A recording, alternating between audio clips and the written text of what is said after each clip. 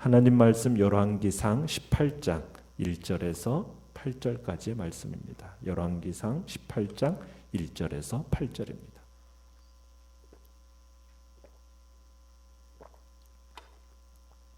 열왕기상 18장 1절에서 8절 우리 한 목소리로 같이 읽겠습니다. 시작.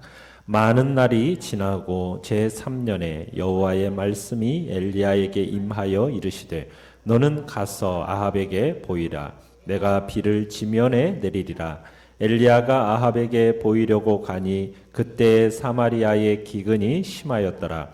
아합이 왕궁 맡은 자 오바댜를 불렀으니 이 오바댜는 여호와를 지극히 경외하는 자라. 이세벨이 여호와의 선지자들을 멸할 때에 오바댜가 선지자 100명을 가지고 50명씩 굴에 숨기고 떡과 물을 먹였더라. 아합이 오바댜에게 이르되 이 땅의 모든 물 근원과 모든 내로 가자. 혹시 꼴을 얻으리라. 그리하면 말과 노새를 살리리니 짐승을 다 잃지 않게 되리라 하고 두 사람이 두루 다닐 땅을 나누어 아합은 홀로 이 길로 가고 오바댜는 홀로 저 길로 가니라.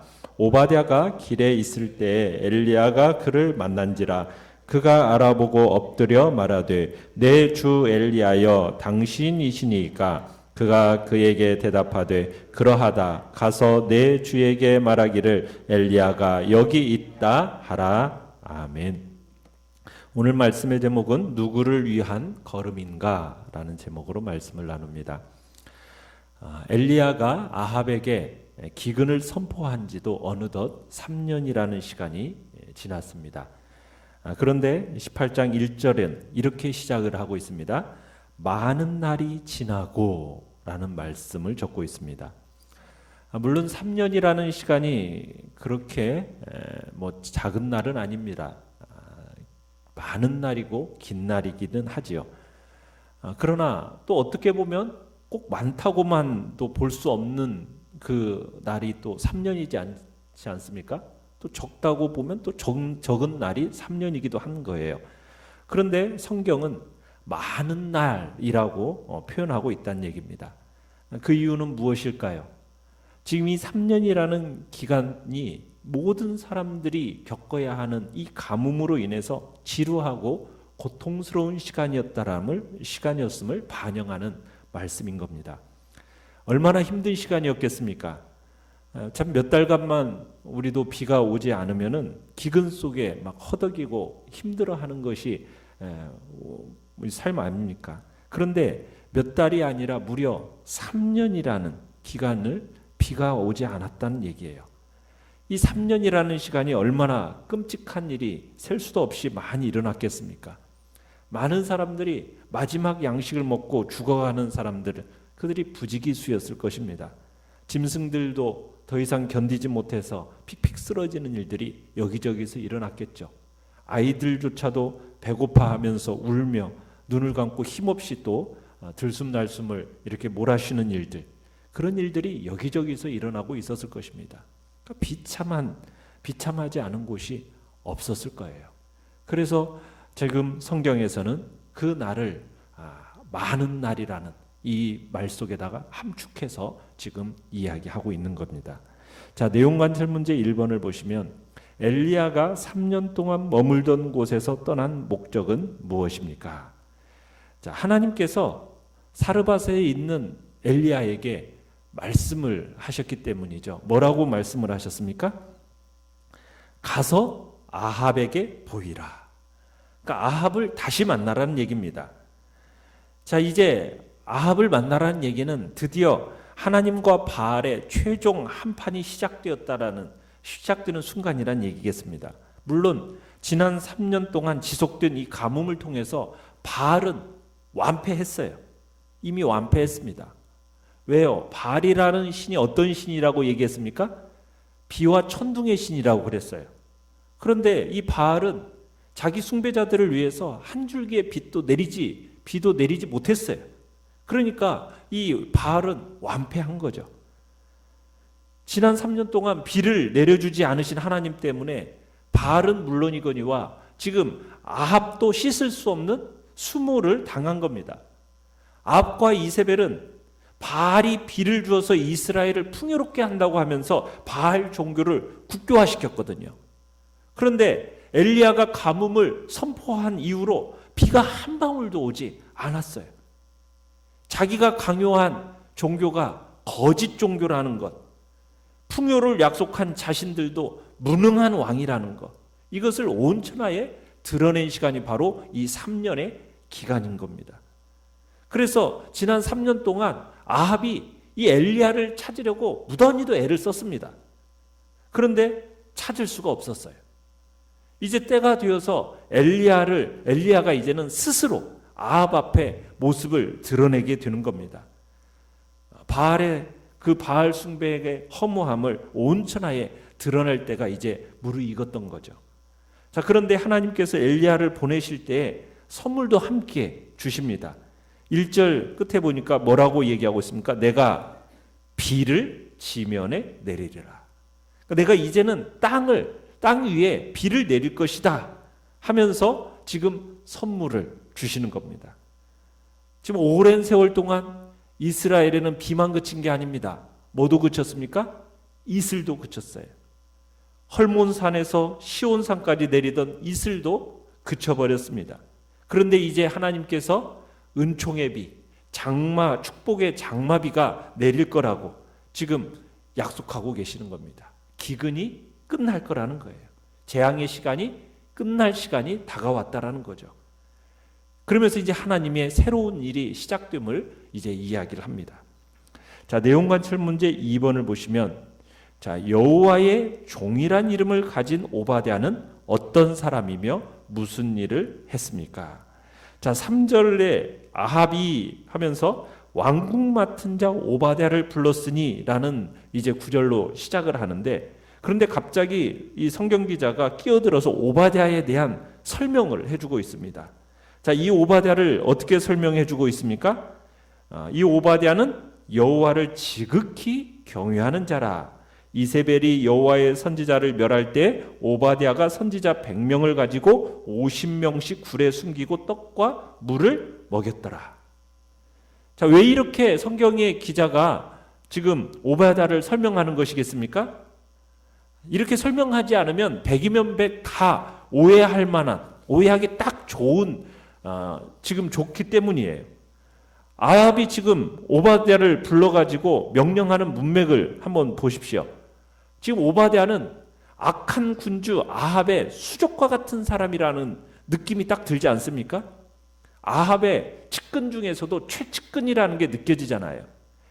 지금 오바댜는 아합의 재산을 관리하는 왕궁 맡은 자라는 거 했으니까 우리가 그런 생각 충분히 할 만하지 않습니까? 자, 상식을 가진 사람이라면 이 악한 아합과 손을 잡고 있는 오바댜를 어떤 사람이라고 생각하기가 쉽겠습니까? 야, 권력의 신여고 아합만큼이나, 아니 어쩌면 아합보다도 더 더러운 삶을 살고 있는 사람이 이 오바댜다. 우리 충분히 생각할 수 있지 않아요? 자, 그렇기 때문에 이 지금 성경 기자가 오바댜를 급하게라도 지금 설명해야만 했던 겁니다. 오해하지 말라는 거예요. 이 오바댜는 결코 나쁜 사람이 아니라는 거죠. 좋은 사람 정도가 아니라 여호와를 지극히 경외하는 사람이다 하면서 지금 오바댜를 설명해 주고 있습니다. 그러니까 하나님의 신임을 받고 하나님의 사랑을 받고 있는 사람이라고 지금 이 오바댜에 대해서 설명을 하고 있는 겁니다. 왜 그러면서 그 이유까지 설명을 해주잖아요. 아합과 이세벨이 하나님의 선지자들을 다 죽일 때 오바댜가 어떻게 했다는 겁니까? 몰래 여호와의 선지자 100명을 50명씩 두 개의 굴에 숨기고서는 그들에게 먹을 것을 주었다라는 겁니다. 자기 생명 걸고 그들을 구원한 사람이 바로 이 오바댜라고 지금 설명을 하고 있는 거죠. 자, 연구와 묵상 문제 3번을 보시면요. 기근을 해결하고자 아합 왕이 보인 행동은 엘리야의 행동과 어떻게 다릅니까? 자, 아합이 오바댜에게 뭐라고 명령을 하고 있습니까? 5절에 보면은 이 땅의 모든 물근원과 모든 내로 가자. 그러니까 지난 3년 동안 기근이 있었으니 마르지 않은 샘, 마르지 않은 시내 찾기가 어떻습니까? 어려웠을 겁니다. 참 풀 한 포기도 찾기 어려운 지금 그런 시기입니다. 그런데 흥미롭게도 지금 아합이 지금 물 근원과 모든 데를 가서 지금 찾는 이유가 뭐라고 지금 설명을 해놓고 있습니까? 혹시 뭘 얻을지 모르겠다? 꼴을 얻으리라. 뭘 살리려고? 말과 노새를 살리겠다고. 내 짐승을 다 잃지 않겠다고. 지금 이러면서 지금 물 근원을 찾고 있는 겁니다. 지금 모든 백성들이 어떤 상태예요? 지금 굶주리고 있는 이런 상태 속에서 백성을 위해서 지금 물의 근원을 찾는 것이 아니라 오직 자기 말, 자기 노새, 그것에 마실 물과 먹을 꼴만을 지금 구하고 있는 겁니다. 이런 끔찍한 기근 중에도 지금 자기 가축의 물을 찾겠다고 지금 찾아 나서는, 신하를 시켜서 지금 배회하게 하는 이 모습이 지금 아합의 모습인 거죠. 자기 백성들은 지금 다 굶어 죽어가고 있는 상황 속에서 자기 재산 챙기겠다고 혈안이 되어 있는 사람이 바로 이 아합인 겁니다. 욕심의 노예인 거죠. 지금 하나님의 진노를 걱정해야 할 때 말과 노새, 건초에 대해서 걱정하는 아합의 모습, 참 타락한 인간의 모습을 전형적으로 보여주고 있는 겁니다. 참으로 백성들은 고통 가운데 있는데 오직 자기의 부만을 생각하고 재산만을 생각하고 자기 행복만을 추구하는 정말 그런 어리석은 왕의 정말 부패한 인간의 모습을 적나라하게 보여주고 있는 거죠. 자, 이러한 아합에게 하나님은 주의 종 엘리야를 보내주고 계십니다. 엘리야는 지금 하나님이 지시하는 대로 아합을 만나고자 자기에게 있는 이 안전한 거처를 떠나서 어떻게 보면 죽음의 위협이 도사리고 있는 곳에 지금 찾아가고 있는 겁니다. 하나님을 무시하고 제 살 길만 찾는 왕 아합과 목숨을 내놓고 하나님께 순종하는 엘리야, 이 모습이 대조되고 있는 거죠. 자, 느낀 점 4번을 보시면은 악한 왕 아합 밑에서 일하는 오바댜가 하나님을 경외함으로 선한 일에 힘쓴 것을 볼 때 무엇을 느낍니까? 참 오바댜는 대단한 믿음의 소유자라는 것을 우리가 느끼게 됩니다. 그리고 오바댜의 살아가는 삶의 목적은 하나님의 나라에 사로잡힌 사람이라는 것도 생각하게 됩니다. 진짜 목숨 걸고 하나님을 믿은 사람입니다. 오바댜의 목적은 자기의 영달이 아닙니다. 하나님의 나라였고 하나님 나라의 회복이었어요. 그러니까 자기 목숨 걸고 지금 선지자들을 먹여 살린 겁니다. 오바댜의 지위를 볼 때 아합에게 정말 신뢰가 가는 사람이었다라는 것을, 신뢰가 매우 높았던 사람이었다는 것을 우리가 알 수 있지 않습니까? 어떻게 보면 아합 정권의 2인자라고 볼 수가 있는 사람입니다. 그런데 이런 사람이 여호와의 선지자들을 숨겼다? 여러분, 만약 이거 아합이나 이세벨에게 발각되면 어떻게 되겠습니까? 즉시 이거 목이 달아날 상황입니다. 살기 힘들다는 얘기죠. 그런 상황 속에서 지금 오바댜는 자기 목숨을 하나님 나라에 자기의 인생을 걸은 모습이라는 것을 우리가 볼 수 있는 겁니다. 또 우리가 오바댜에 대해서 볼 수 있는 것은 자기 소속을 분명히 아는 사람이었다라는 거예요. 자, 7절에 가보시면 엘리야에게 뭐라고 얘기를 하고 있느냐면 끝에 이렇게 표현하고 있습니다. 내 주 엘리야여, 당신이시니까. 지금 오바댜가 엘리야를 향해서 뭐라고 말하고 있어요? 내 주, 이렇게 얘기하고 있습니다. 자, 그러니까 이에 대해서 엘리야가 8절에서는 뭐라고 얘기하고 있냐면 가서 내 주에게 말하기를 엘리야가 여기 있다 하라. 엘리야는 지금 뭐라고 또 얘기합니까? 아니, 내가 너의 주라고? 너의 주는 누구라는 겁니까? 아합인데 네 주인에게 가서 말해라. 오바댜가 이 말을 들었는데도 불구하고 12절로 가보시면 변함이 없어요. 12절에 가보면 끝에 뭐라고 얘기하고 있느냐면 당신의 종은 어려서부터 여호와를 경외하는 자라, 이러면서 지금 자신은 누구의 종이라고 얘기하고 있습니까? 엘리야 당신의 종입니다, 이렇게 말하고 있어요.